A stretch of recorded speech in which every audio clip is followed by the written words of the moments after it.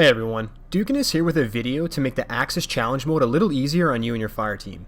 I've heard a lot of complaints and issues players are having. These complaints usually focus around the Aksis Challenge Mode being the hardest Bungie has ever released, not finding a good enough team to beat the challenge, or the challenge being too confusing for the average player. I can't personally vouch for any of that since my clan's been practicing this mechanic for over a month, so everybody can carry their own weight. But I do monitor the forums, and I do try and make videos that people can take advantage of, so I developed a way for 3 players to easily help 3 other players through the challenge mode. The 3 players that do the majority of the work are the challenge mode experts, and I'll refer to them as the experts going forward. The 3 other players need to be Sunsingers for this to work, so that's what we'll call them going forward. The idea is for the Sunsingers to commit suicide at the same time, which guarantees the experts become empowered. Since these experts are experienced with the supercharge, they'll always be responsible for supercharging and slamming Aksis. This ensures the challenge mode objectives are met for the entire team. The Sunsingers stay dead until empowerment is no longer handed out.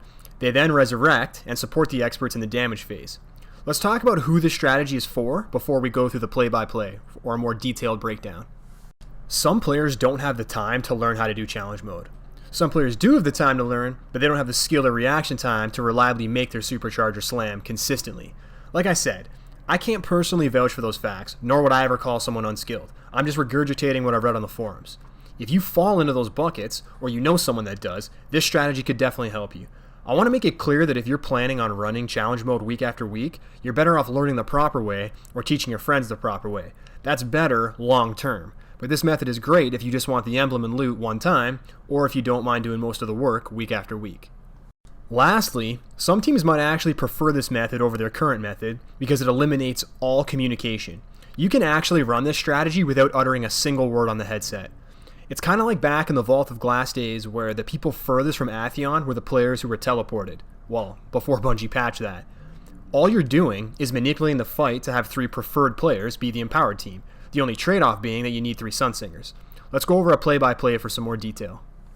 During the Shanks phase, nothing changes from your regular strategy. When empowerment is dished out as the captain spawn, it does not matter who is empowered and there should be no discussion about who is empowered because it's going to be transferred to the experts later on. Each pair takes down their captain. The Sunsingers have to pick up the cannon and the experts have to throw the Siva bombs.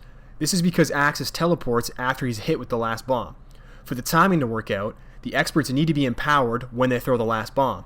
Otherwise, you'll be in a situation where the Sunsinger throws the last bomb and then has to quickly die as Aksis is already moving.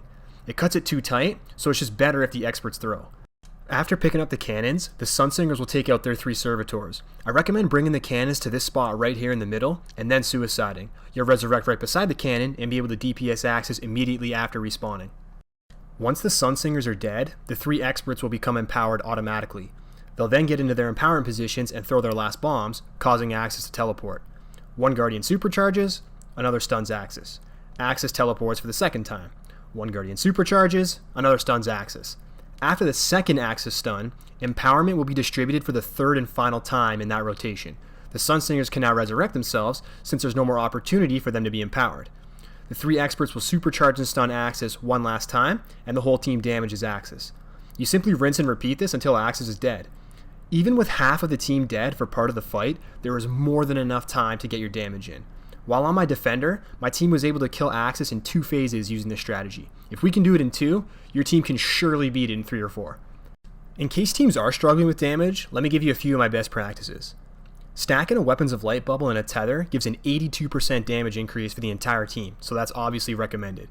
I suggest having 1 defender and 2 Night Stalkers, since a tether won't last for the entire damage phase.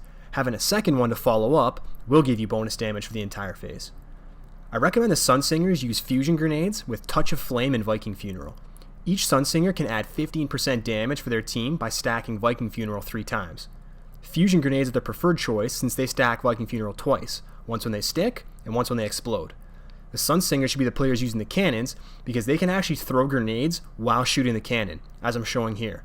You fire the cannon and throw a grenade while charging the blast. Let go of the blast, fire another shot, and throw another grenade while charging the blast. Rinse and repeat. Hopefully by the time you self-res, after the second stun, your defenders put a bubble up and a Night Stalker is tethered Aksis. This will get the most out of your cannon shots. This is also why I recommend the defender be in the middle, so the cannon users can get the weapons buff as soon as they resurrect themselves. So yeah, that's pretty much it. After running this a few times, my clan decided we actually prefer this method if we have 3 Sunsingers because it completely simplifies the fight. There's no jostling for empowerment positions, no worries about where you need to go. You spend the entire fight in the same area and you never leave, so I'm a big fan of it. I know it's not going to work if the people who need help are Hunters and Titans, but if you run it on your Warlock, you'll at least get the emblem and loot on one character, so I imagine there'll be quite a few people who run this one time and then never again. Speaking of one and done, I'm comfortable enough to help people with this. So on weeks where Aksis Challenge Mode is active and I'm not feeling the Trials map, I'll be offering free help with my clan on the weekends. We'll run raffles and hopefully help as many people as possible. So make sure you follow my Twitch and Twitter, which are linked in the description. If you like the strategy, make sure to like the video and let me know what you thought in the comments below. Hopefully I'll see some new faces in the stream soon. Until then, Dukaness out.